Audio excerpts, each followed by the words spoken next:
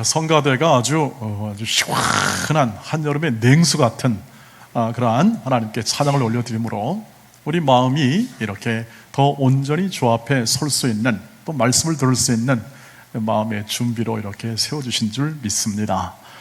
주께서 허락하신 이 모든 환경 가운데 뜨거운 여름이지만 계속해서 우리가 예배 자리로 나올 수 있고 하나님의 말씀을 음성을 들을 수 있는 자리로 나오게 하신 하나님의 은혜에 깊은 감사를 드립니다. 2부도 그랬으니까, 호사나도 그랬으니까 오늘 3부 예배 성가대를 담당하는 우리 할렐루야 성가대가 마땅히 이렇게 격려를 받을 만하고 또 뜨거운 여름철에 계속 잘 수고하시라고 우리 격려의 박수 한번 드리도록 하겠습니다. 네.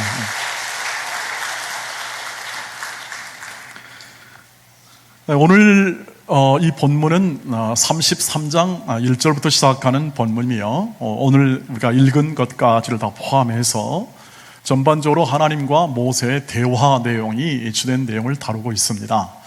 하나님께서 모세의 마음 가운데 평지풍파를 일으키는 말씀을 하나 하십니다. 이제 이스라엘 백성을 이끌고 전부 다 약속된 땅 가나안 땅으로 전부 다 올라가라. 이렇게 내가 약속된 땅을 너에게 허락할 것이다 하는 말씀을 주시면서 어떤 말씀 하시냐면, 그런데 나는 안 올라갈 거다 이렇게 말합니다. 너희끼리 올라가라고 말을 합니다. 나는 너희와 동행하지 않을 것이고 너희는 너희끼리, 모세가 네가 알아서 잘 이끌고 가서 약속한 땅을 받으라 이렇게 말을 합니다. 그러니까 이 백성들이 그 말을 듣고 이 준엄한 하나님의 말씀을 듣고 다 슬픔 가운데 거할 수밖에 없었습니다. 왜냐하면 그들의 실력과 수준은 도저히 그들 힘으로 가나안 땅에 들어갈 수 없는 이 막막한 광야 땅을 걷는 일이 너무나 힘들고 어려운 임을 잘 알았고, 하나님의 인도하심이 있어도 그렇게 불순종하면서 가야 할 길인데 그러니 이 길을 어찌할꼬 하는 그런 마음 가운데 있었습니다. 그때 모세가 말씀합니다. 하나님, 그거 말도 안 되는 이야기입니다 하는 투로 얘기를 합니다. 보소서, 이게 명령형으로 돼 있어가지고 모세가 굉장히 강하게 하나님 앞에 어필하는 것을 볼 수가 있습니다. 하나님, 그렇게 하시면 안 됩니다. 속으로는 그랬습니다. 이건 말도 안 되는 소리입니다. 우리가 어떻게 우리 힘으로 그 가나안 땅을 향하여 갈 수 있겠고 그 약속된 땅을 받을 수 있겠습니까? 왜 나와 함께 할 자를 주시지 않고 그렇게 말씀하십니까? 하고 따지는 듯한 말씀으로 이렇게 대화가 되는 것을 볼 수가 있습니다. 하나님, 같이 가셔야 합니다. 하나님, 저희를 인도해 주셔야 합니다 하는 강한 얘기를 합니다. 그 안에 하나님의 마음의 진노가 아직 풀리지 않았겠구나 하는 이 모세의 마음 가운데는 아주 심각하게 얘기합니다. 그런데 하나님께서는 의외로 그래? 그러자꾸나 이렇게 말씀합니다. 그래, 내가 가리라. 너와 함께 갈 거다. 그리고 너를 편안히 걱정하지 않게 쉬게 할 거다. 이렇게 하나님이 말씀합니다. 하나님, 영광을 보여주십시오. 하나님, 도저히 그렇게는 안 되겠습니다. 하나님, 영광을 보여주십시오. 모세는 계속해서 하나님이 이렇게 함께 간다고 해서 불구하고 또 계속 다른 어떤 증거를 보여달라고 얘기를 합니다. 그래, 내가 너를 사랑하고 내가 너의 은혜를 베풀고 있다. 나는 은혜 베풀 자에게 은혜 베풀고 그 은혜를 베풀 자에게 베푸는데 너에게 지금 은혜를 베풀고 있다. 영광을 보여주랴? 그래, 영광을 보여줄게. 이렇게 이 말씀은 계속 대화가 진행된 것을 볼 수 있습니다. 여러분이 기도할 때 주여 하늘의 큰 영광과 은혜를 보여주시옵소서. 그러면 하나님이 그래, 영광 보여줄게 하면 얼마나 좋겠습니까? 주여, 내일 계약건이 있는데 주여, 계약 잘 되게 해주실 줄 믿고 하나님이 계약 빵 찍어주실 줄 믿습니다 해가지고 그래, 그렇게 해줄게 하면 얼마나 기쁘시겠습니까?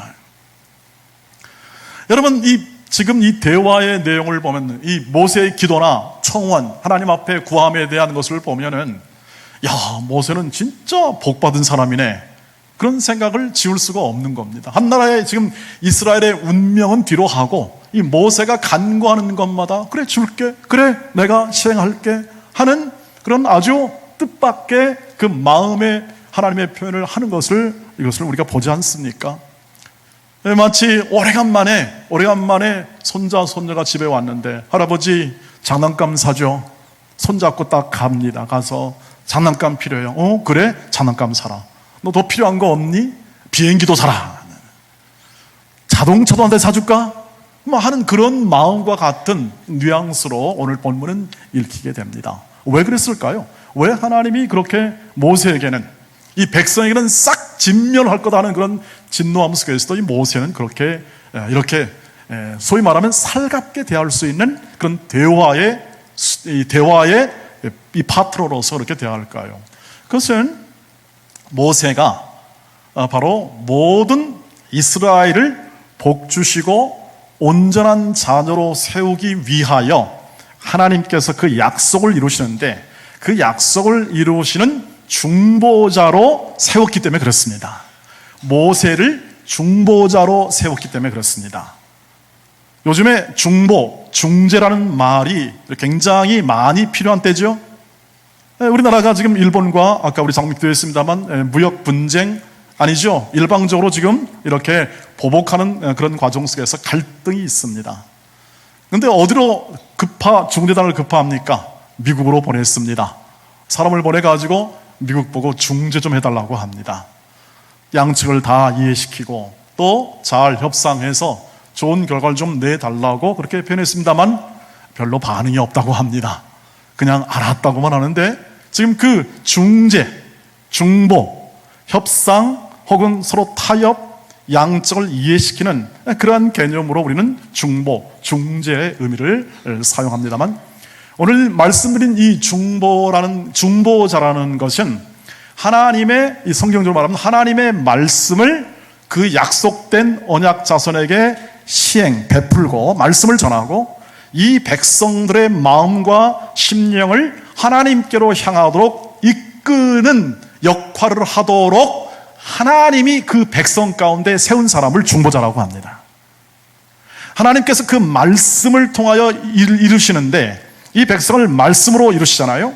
그 말씀을 전해주고 전달해주고 그 말씀을 확인해주고, 그리고 이 백성으로 하여금 그 말씀에 따라 그 마음과 생각과 뜻과 의지와 실천을 통하여 하나님께 향하도록 이끄는 이 백성 가운데 세운 그러한 사람을 중보자라고 합니다. 하나님은 이 중보자를 통하여 일하시고 이 중보자를 통하여 하나님의 뜻을 성취해 나가십니다. 이 중보자를, 이스라엘 백성을 대표 삼아서 이 모세에게 한 이야기는 온 이스라엘 백성에게 다 한 이야기입니다. 이들의 운명을 결정하는 모든 이야기를 모세를 통하여 합니다. 왜? 모세가 전체 이스라엘의 중보자요 대표자이기 때문에 그렇습니다. 당연히 이 백성들 가운데, 이스라엘 백성 가운데 한 사람으로서 그렇게 세워내어 이 백성의 마음을 예비시키고 하나님의 뜻에 따라 살도록 그 마음을 확장시켜 하나님의 뜻에 합한 백성으로 이끄시는, 하나님의 명령에 순종하는 백성으로 삼기 위하여 세운 하나님의 종, 이것을 중보자 모세라고 하죠. 그래서 오늘 모세는 하나님과 대화합니다. 대화하고 또 간청하기도 합니다. 그리고 기도합니다. 하나님, 이것을 들어주시옵소서.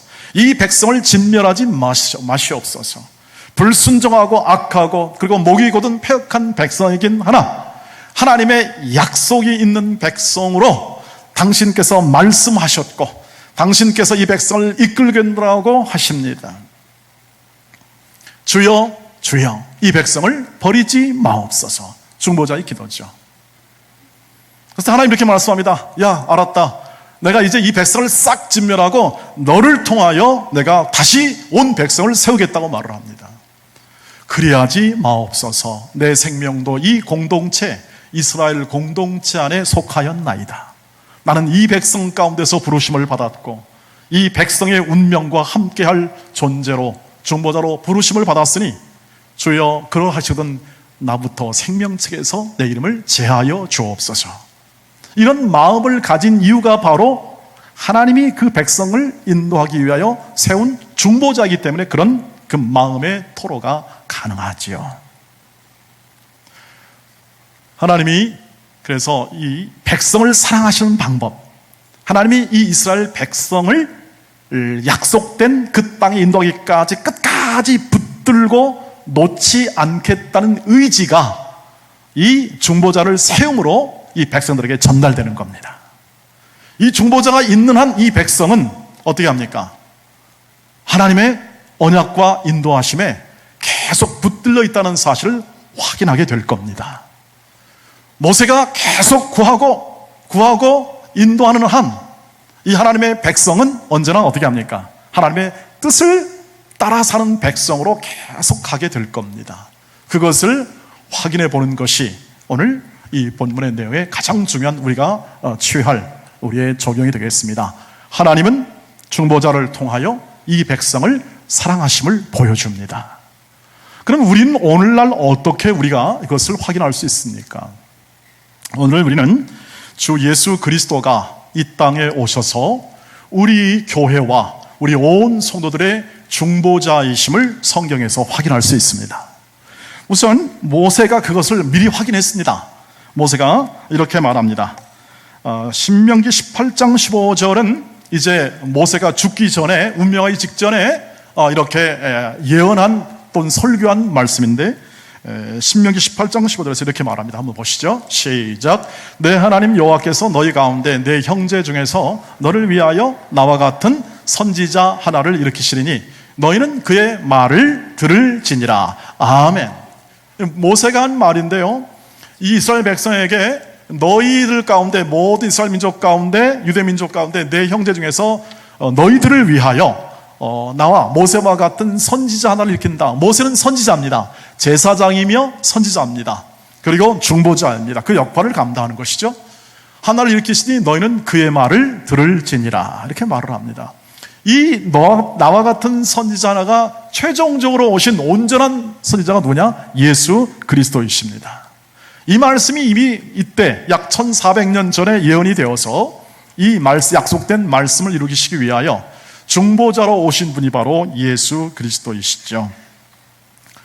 그래서 모세가 가졌던 중보자의 역할이나 기능을 이 예수께서 온전하게 이루십니다.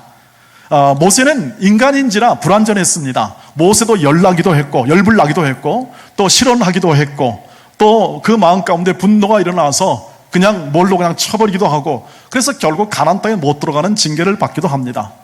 그러나 그는 그 하나님의 사랑과 은혜 안에서 어찌하든 그 직분과 그리고 역할들을 잘 감당함을 통하여 하나님께 영광을 돌린 그런 사람으로 모든 유대 민족 가운데 그렇게 기록이 됩니다. 그러나 예수께서는 완전하십니다. 완전하게 하나님의 이스라엘 백성을 사랑하는, 그의 자녀들을 사랑하시는 하나님의 사랑을 완벽하게 표현해주고 보여주고, 그리고 중보를 통하여 그 백성을 온전히 하나님께로 향하여 하나님을 섬기도록 역사하시는데 부족함이 없는 모든 능력과 은혜를 다 보여주셨습니다. 그래서 똑같은 그러한 기능으로 생각해 보면 예수께서 우리 그 유대인 백성, 유대 백성 안에서 한 형제 가운데서 태어나신 것은 바로 이 말씀을 이루기 위함이었습니다. 그리고 그 모든 유대 민족을 위하여 하나님의 말씀을 증거할 때 그들의 그 말씀을 들으라 한 그러한 모세의 권고는 곧 모든 그 믿는 자, 그 말씀을 듣는 자들이 하나님의 백성이 되어 하나님께 향하게 나아가게 되는 그러한 예수님의 역할로 나오게 되었습니다. 자, 그러면 그 예수께서 우리를 위하여, 즉 모든 성도들을 위하여 어떻게 중보의 역할을 감당하십니까? 가장 위대한 중보 사역은 예수 그리스도의 십자가 사역입니다. 십자가를 통하여 우리의 모든 허물과 죄를 사하고 하나님의 자녀가 되는 모든 과정 속에 모든 걸림돌과 모든 수치와 모든 죄악의 결과를 완전히 감당하신 것이죠. 그리고 그의 성령을 통하여 계속 오늘날에도 그의 성령을 통하여 역사하셔서 그 중보자의 사역을, 그 중보자의 기능과 역할을 지금도 행하십니다. 어떻게 행할까요? 온전히 우리와 함께 하나가 되심으로 우리를 우리의 모든 백성, 다시 말하면 하나님의 백성들을 하나님의 자녀의 합당한 수준과 영광에 이르기까지 하나가 되셔서, 우리를 대표하여 하나가 되셔서 하나님께로 인도하고 있다고 하는 사실이죠. 그것을 어디서 보여주냐면 에베소서 1장 22절 23절에 보여줍니다. 한번 보시죠. 같이 읽겠습니다. 시작. 또 만물을 그의 발 아래에 복종하게 하시고 그를 만물 위에 교회의 머리로 삼으셨느니라. 교회는 그의 몸이니 만물 안에서 만물을 충만하게 하시는 이의 충만이니라. 아멘. 이 본문을 띄워주시기를 바랍니다.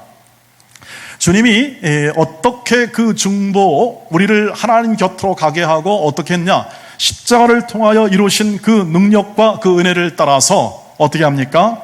모든 만물을 하나님께서 그 발 아래 모든 만물을 주관하시는 그 은혜와 능력을 하나님이 주십니다. 그리고 교회를 만들어 그 교회의 머리가 되십니다. 그리고 우리 온 지체를, 우리 모든 사람들을 그의 몸을 삼아 주셔서 만물 안에 있는 충만하신 하나님의 그 충만, 은혜, 능력, 지혜, 영광을 온 교회에 부어주십니다. 여러분에게 부어주십니다. 부족하고 연약해도 우리가 이렇게 평범하고 보통 있는 사람이라 할지라도 하나님께서 부르신 교회를 통하여 주님이 머리가 되어주시고 우리가 몸이 되어 하나가 되게 하십니다. 그리고 충만하게 부어주십니다. 은혜를 부어주십니다. 지혜를 부어주십니다.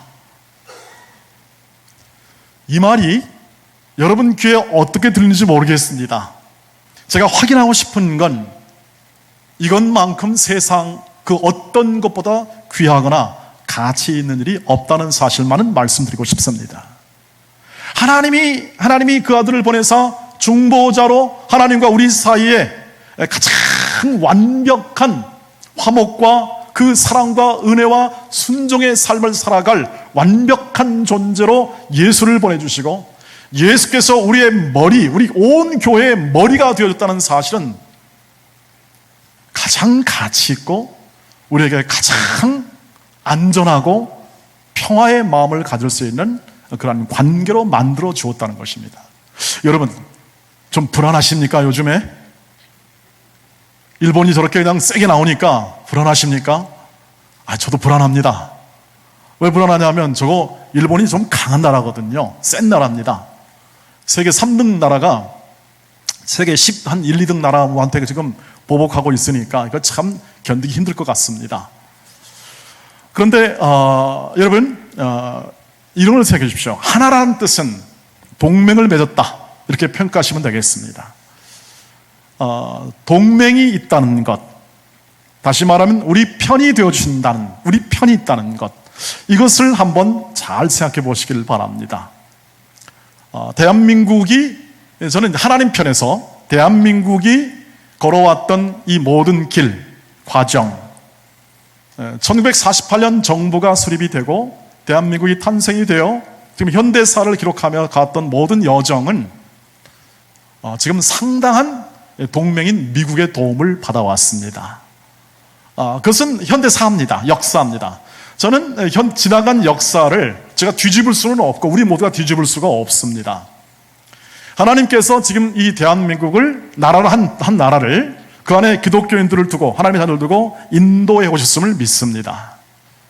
그리고 대한민국은 이렇게 북한과 대치 상황 속에서도 미국의 도움을 받았습니다. 왜냐하면 미국과 동맹이기 때문에 그렇습니다. 동맹이란 뜻은 한편입니다. 미국이 전쟁 나면 우리가 가서 도와줘야 되고 우리가 전쟁 나면 미국이 와서 도와주게 되는 게 동맹입니다. 같은 편이라는 뜻입니다. 싸우지 않습니다. 도와줘야 합니다. 같은 편이어야 합니다. 그런데 세계 최강대국인 미국이 우리 편이랍니다. 좀 괜찮아 보이지 않습니까? 이렇게 평가는 역사학자들의 평가에 따라서 이 역사를 평가할 때에 미제국주의 혹은 강대국의 이익, 그 관점에서 우리를 불편케 하고 힘들게 하는 부분이 왜 없겠습니까? 나라와 나라 사이인데요. 그러나 동맹으로 맺어진 나라가 지금 한 70년간 계속되어 온다는 것은 뭐냐면 그것은 어쨌든 그래도 한편이 되어서 돕겠다는 겁니다. 실제로 우리 국방부의 국가의 작전 계획을 보면 몇 시간 안에 이 미국의 군대가 전쟁 났을 때 들어오게 되어 있는 것이 작전 계획으로 나와 있습니다. 제가 드리는 말씀은 뭐냐면, 그래 다행이다. 중국과 동맹이 아닌 게 다행이다. 러시아와 동맹이 아닌 게 다행이고, 세계 최강대국인 미국이 그래도 우리의 동맹인 게 다행이다. 그 생각을 해보게 됩니다. 그 말은 뭐냐면 미국이 우리 편을 들어줄 수 있다고 하는 겁니다. 그러나 미국과 일본도 동맹이니까 어떤 결과가 기대할지는 우리는 다 판단할 수는 없습니다. 다만 우리가 확인하고자 하는 것은 뭐냐면 동맹은 그렇다는 겁니다. 세계 최강대국이 동맹이라는 것은 그나마 이 약소국과 중견국가인 이 나라가 생존해 가는 데 있어서 굉장한 담보, 자산이 되는 것은 분명합니다. 우리나라가 도움을 받고 살아왔고 분단 대치 상황 속에서 경제발전이나 이런 모든 상황을 이루어진 과정 속에서는 이 한미 동맹의 역할이 굉장히 큰 것이 사실입니다. 제가 드리자는 말씀이 이겁니다. 세계 최강대국과 동맹하는 건 그래도 괜찮아 보인다. 그러나 만물의 주관자이신 예수 그리스도가 우리 편이다 이 뜻입니다.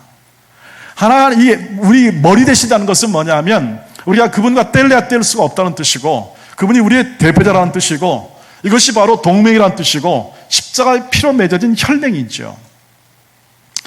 미국의 혈맹은 영국 이런 나라들이 혈맹이라고 합니다. 관계가 거의 깨지지 않겠죠. 민족적으로 동질성 있는 그러한 나라들이니까요. 그러나 예수 안에서 혈맹은 뭐냐 하면 십자가의 피로 우리가 그분과 뗄래야 뗄 수 없는, 분리될 수 없습니다. 생각해 보십시오. 머리하고 몸이 어떻게 분리되겠습니까? 그 말은 뭐냐 하면 가장 가깝고 가장 친밀하고 가장 뗄래야 뗄 수 없는 관계가 바로 머리와 몸 관계예요. 그렇게 그것을 표현하는 거죠. 몸으로 표현하는 겁니다. 그래서 예수께서 우리의 편을 들어주시고 우리를 중보해 주시고 우리의 편을 두사 우리로 하여금 하나님의 뜻이 온전히 이루어지시도록 생명을 다해 우리를 사랑하신다. 이게 십자가죠. 그리고 한 편이다 뜻입니다. 그래서 제가 지난주에 했습니다. 예수 편을 들어야 됩니다.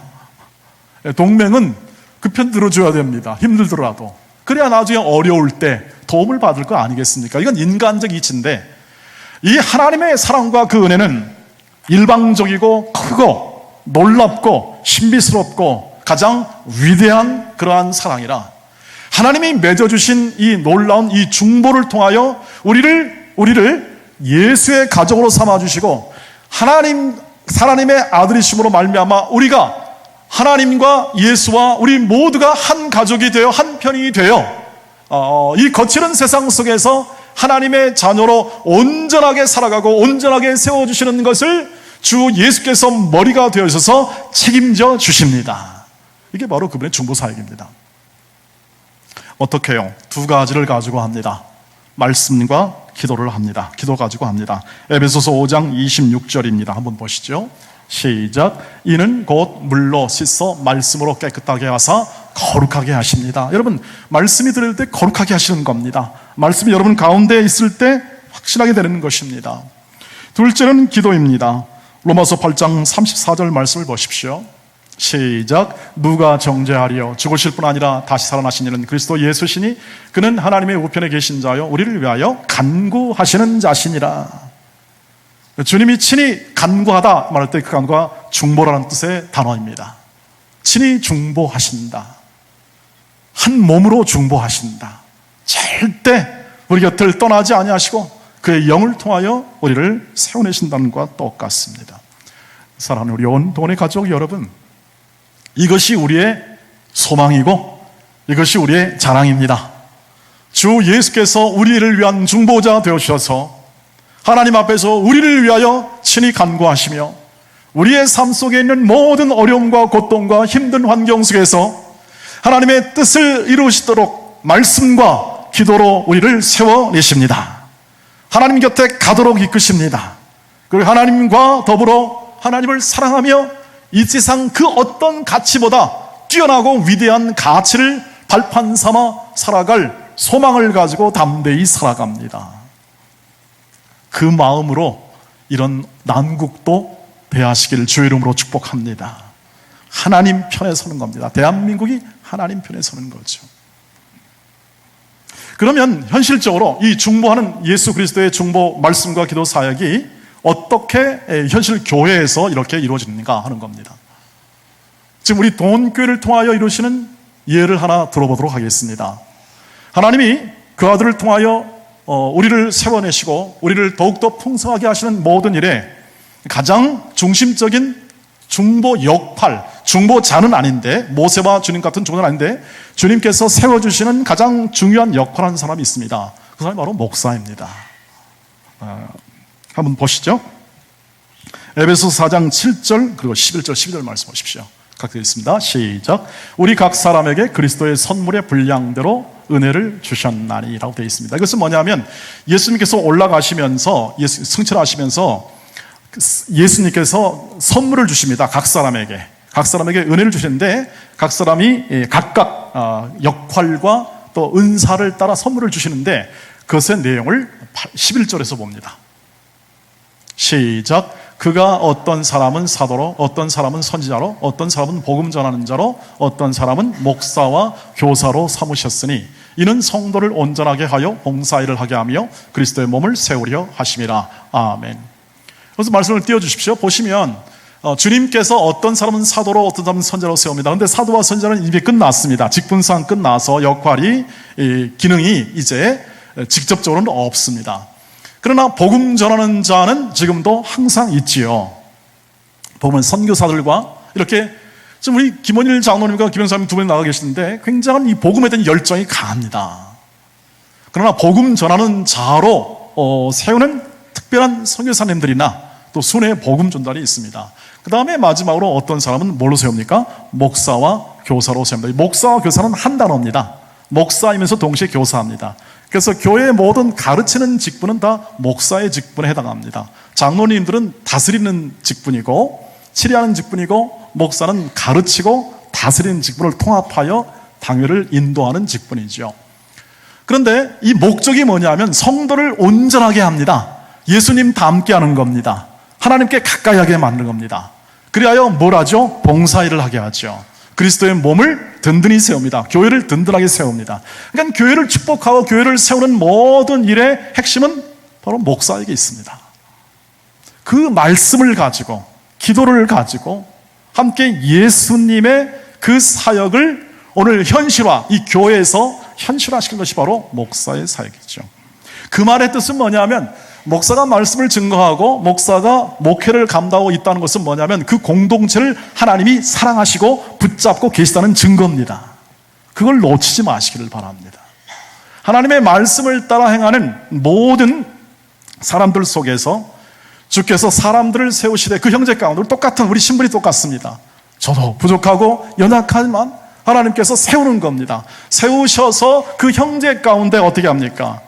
그 중보의 일을 그런 일들을 감당할 사람을 중심으로 세우는 것이 목사로서 그 목사가 갖는 위치와 그 의미는 한 교회를 하나님이 복주사 인도하고 말씀과 기도를 통하여 그 백성을 세워내시는 역할을 감당하도록 세우시는 존재, 이것을 목사라고 하는 거죠.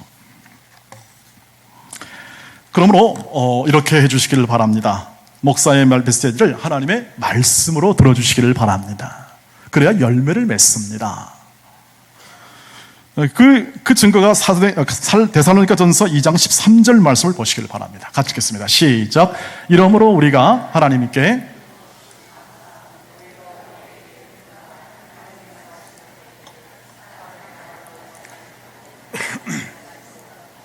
진실로 그러하도다. 이 말씀이 또한 너희 믿는 자 가운데에서 역사하느니라. 아멘. 그래서 교인들이 이 바울이 전한 말씀을 사람의 말로 듣지 않고 어떤 권고나 충고로 듣지 않고 교훈적, 도덕적, 윤리적 권고로 듣지 않고 하나님의 말씀으로 들었습니다. 진실로 그러하도다. 이 말씀이 그건 믿는 자 가운데 역사합니다. 실제로 1840년 런던에서 옷가게 하는 한 점원이 있었습니다. 그런데 어느 날 말씀을 들었습니다. 이 청년 때 어떤 말씀이냐면 이 말씀입니다. 고린도전서 15장 2절 너희가 만일 나의 전한 그 말을 굳게 지키고 헛되이 믿지 아니하였으면 이로 말미암아 구원을 받으리라. 말씀을 믿고 그 말씀을 하나님 말씀을 믿고 또 전하면 구원을 받으리라 이렇게 했는데 그 말씀을 진짜 믿었습니다. 그러다 보니까 그 마음 가운데 확신이 들었습니다. 그때 이 청년이 동료들 몇 사람 모아서 주말에 같이 이렇게 하나님 말씀을 묵상하고 같이 기도했습니다. 그 모임이 점점 커지게 돼가지고 YMCA라는 그러한 모임이 형성이 되고 그것을 만들어 전 세계에 복음을 전파했던 그러한 사람이 바로 조지 윌리엄이라는 사람입니다. 말씀이 역사하는 거죠. 여러분 마음 가운데도 말씀이 들려질 때 그 말씀을 확신하시고 하나님 말씀으로 들어주시기를 바랍니다. 그것이 여러분들 안에서 열매를 맺습니다. 여러분들 하나님 곁으로 갈 뿐 아니라 하나님의 자녀에 합당한 수준과 삶의 내용을 여러분 안에서 역사하는 하나님의 인도하심을 체험케 하는 것이죠.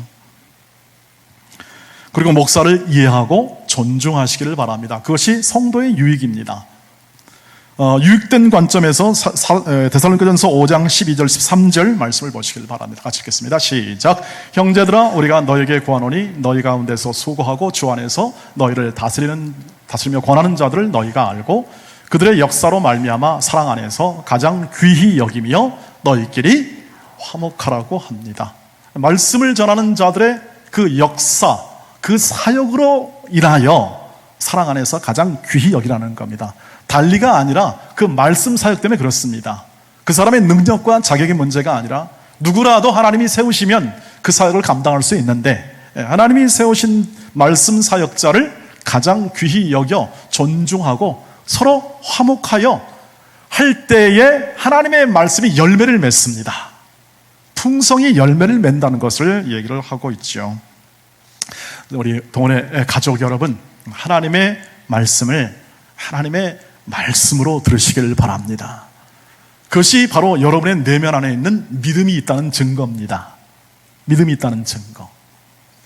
귀에 흘려 듣거나 아니면 그냥 마음 가운데 그냥 패싱해버리면 그것은 결국 뿌려진 씨앗, 이 말씀의 씨앗이 열매 맺지 못하는 것과 똑같은 것이죠.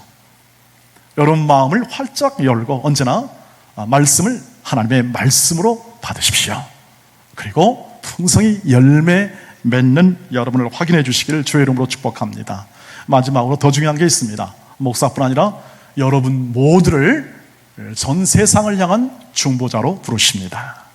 세상을 향한 중보자로 부르십니다. 이 말의 뜻은 중보자라는 모세와 예수님과 같은 그러한 지위로서의 중보자가 아니라 우리의 삶의 모든 하나님이 인도하신 다스림 안에서 그런 역할을 감당하도록 하나님이 우리를 세워내십니다. 그 역할을 감당하도록 우리를 부르셨다는 뜻입니다. 그 증거를 우리는 베드로전서 2장 9절에서 찾습니다. 같이 읽겠습니다. 시작. 그러나 너희는 택하신 족속이요 왕같은 제사장들이요 거룩한 나라여 그의 소유가 된 백성이니 이는 너희를 어두운 데서 불러내어 그의 기이한 빛에 들어가 계신 이의 아름다운 덕을 선포하게 하려 합니다. 여러분 보시면 우리의 신분이 뭡니까? 택하신 족속, 선택받은 족속입니다. 왕같은 제사장들입니다. 거룩한 나라입니다. 그의 소유가 된 하나님의 백성입니다. 이 외에도 여러 가지가 많습니다. 그런데 저기서 보시면 왕같은 제사장이라는 것은 뭐냐면 하나님의 왕의 신분을 갖는 자녀들로서 제사장이라는 것입니다. 제가 기도할 때 이런 기도합니다. 주여 우리나라를 전 세계를 섬길 수 있는 제사장 나라로 삼아 주시옵소서. 네. 이 말의 뜻은 뭐냐면 이 나라와 민족을 부흥하게 하시고 발전하게 하사 전 세계를 섬길 수 있는 나라로 세워달라는 겁니다. 가능하시겠습니까?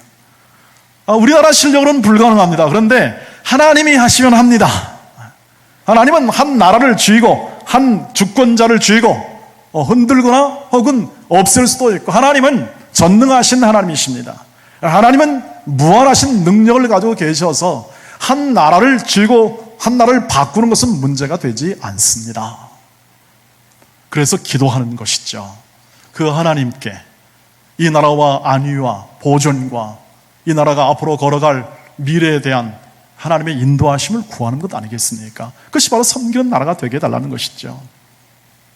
우리나라가 힘있고 잘 살면 더 잘 섬기는 나라로 되게 하여 주옵소서 하는 기도와 같습니다. 그 기도 속에 있는데 오늘 제사장이라는 것은 뭐냐면 제사장이 뭐냐면 바로 이 중보자라는 뜻입니다. 정확하게 제사장은 중보자라는 뜻입니다. 하나님과 인간 사이에 화목해 하는 자가 중보자니까요. 우리의 신분은, 모든 신분은 이 땅 속에서 하나님의 은혜와 사랑 속에서 풍성하게 우리는 말씀과 기도로 자라갑니다. 디모데전서 4장 5절 말씀처럼 말씀과 기도로 거룩하여집니다. 하나님의 구별된 백성으로 하나님이 이끄십니다. 저와 여러분이 이런 신분을 간다는 뜻은 뭐냐면 꼭 이걸 생각하십시오. 이런 신분을 준다는 건 뭐냐면 하나님이 이런 신분에 걸맞는 은혜와 능력과 지혜와 영광을 주십니다. 이 뜻을 가지고 있음을 꼭 기억해 주시기를 바랍니다. 저와 여러분이 갖는 모든 이 땅에서의 이 지위, 어떤 직분, 이 땅에서의 세상의 직분은 늘 평범합니다. 뛰어나지는 않습니다. 우리의 모습과 우리의 모든 환경, 조건의 문제가 아니고 하나님이 오늘 이 은혜로 우리를 부르사 제장나로 삼아주신 것은 뭐냐면 하나님이 그렇게 만들겠다는 하나님의 의지와 목적의 표현입니다. 저와 여러분이 빛과 소금이라는 사실은 우리를 그러한 존재로 만들어 이방과 열방 속에 나 여호와 하나님의 능력과 권능으로 그렇게 세워낼 것이라는 사실을 예수께서 우리에게 알려주시고 우리가 할 수 있는 가장 위대한 일은 그 말씀에 순종하여 살아가는 것입니다. 그렇게 될 때, 순종하게 될 때 빛이요 소금, 빛을 비추고 이 세상에 어둡고 험난한 이 세상 속에 맛깔나는 세상의 그 의미를, 마치의 의미를 그들에게 보여주는 그러한 존재로 우리를 부르셨다는 것이죠. 그렇게 하시겠다는 겁니다. 그래서 우리가 인생이 좀 고달픕니다. 저희가 인생이 좀 고달픕니다. 왜요? 바빠요. 우리가 하나님의 뜻과 하나님의 목적에 임하여 그런 역할을 하도록 부르셨기 때문에 바쁩니다. 힘듭니다. 왜요? 거칠은 세상 속에서 하나님 말씀대로 살고자 하면 무릇 경건하고자 하는 자는 핍박을 받으리라 하는 것처럼 고난도 함께 더불어 올 수밖에 없는 그러한 환경 가운데 있기 때문에 고단합니다. 그러나 우리의 그 고단함과 그 모든 환경 가운데 우리의 이 말씀의 순종함을 통하여 그 기도를 통하여 우리를 빚어주시고 우리의 인격과 삶과 우리의 인생을 빚어주셔서 끝까지 우리 편이 되어주셔서 우리를 도우사 우리의 생애를 인도하실 것이다, 반드시 이룰 것이다 하는 그 사실을 저와 여러분이 확실히 믿으시길 주의 이름으로 축복합니다. 그럴 때, 그것을 순종할 때 그 뜻을 이루게 될 것입니다. 그리고 그것은 우리의 삶 가운데서 가정과 일터 가운데 이루어지게 될 줄 믿습니다. 보다 올바른 그리고 보다 깊은 이러한 하나님의 인도하심에 순종이 있기를 주의 이름으로 축복합니다. 제가 이렇게 그 옆에 있는 한 학교가 있습니다. 외국인 학교가 있는데 중학교 졸업식과 고등학교 졸업식 가서 이렇게 기도를 해줍니다. 졸업식 이 순서가 이렇게 여러 가지 순서가 있잖아요. 뭐 이렇게 연설도 있고, 뭐 축가도 있고, 그리고 또 뭐 답사, 뭐 축사, 뭐 여러 가지가 있고, 뭐 이렇게 또 학위, 뭐 수영, 뭐 이렇게 있는데, 제가 가서 기도하는 건 뭐냐면 딱 첫 번째입니다. 맨 앞에 따가서 축복 기도를 제가 합니다. 그곳 이사장님이 요청을 해서 이렇게 가서 축복 기도를 합니다. 주여, 이 모든 이 학생들과 부모들을 인도해 주시기를 원합니다. 또 학교를 인도해 주셔서 하나님의 영광을 드리기를 원합니다 하는 그런 기도를 합니다. 그 다음에 이제 음악도 나오고 축사, 답사 나오면서 순서가 일반 이제 졸업식 순서 나갑니다. 이렇게 배치한 이유는 뭐냐면 그 뜻이 있었습니다. 하나님의 임재와 이끄심 속에서 이 졸업생들과 부모들이 하나님을 알게 하옵소서. 그리고 학교가 하나님께 영광 돌리는 학교가 되게 달라는 그런 이사장님의 생각을 통해서 제가 기도를 하게 되었습니다. 근데 한 10년 정도 했습니다. 고등학교도 그렇게 하고 중학교, 고등학교 10년 기도하고 있는데 어느 날 제가 그 마음이 들었습니다. 야, 이게 또 어떤 의미가 있을까? 이렇게 계속 기도하는데 어떤 의미가 있을까? 물론 학교는 이렇게 잘 발전되고 있었습니다. 어떤 의미였을까? 마침 제가 이 생각을 하고 있는데 이번에 갔을 때 기도를 했습니다.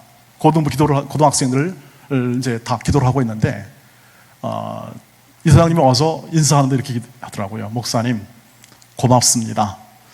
저는 이 모든 순서의 모든 의미가 목사님의 첫 기도에 있다는 사실을 제가 잘 알고 이것이 가장 귀중합니다. 다른 것들은 다 이것을 돕기 위함입니다.